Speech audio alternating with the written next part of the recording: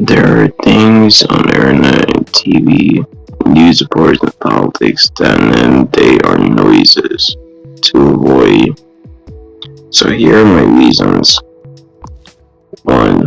It's clearly a distraction. It's only a distraction to focus on something where majority of the time don't matter in general compared to your real priorities in your own life. Which brings me to the next point. 2. It creates an illusion to our own true priorities. I'll give you an example of my own priorities to make a clear point. My priority is to grow an online business and remodel a house in general, while doing my book writing, while hopefully will impact people's life for the better, and continue and find ways to make 7 streams of income to be better off financially compared to prioritizing the noise from the internet and TV about the war going on. By the time this is uploaded in 2022,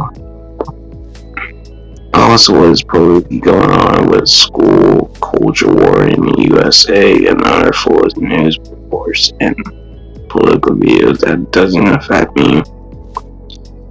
3. It's a waste of time.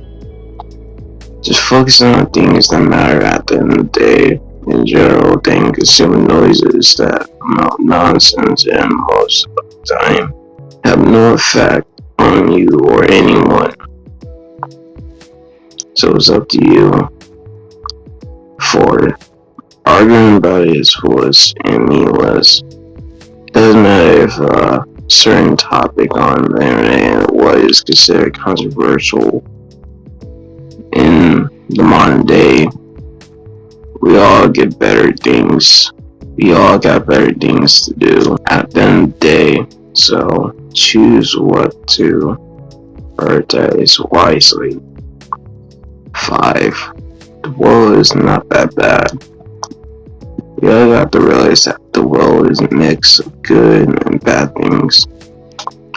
The problem is that the majority of us humans focus on controversies that might upset us and focus on negative stories while ignoring the good, sadly.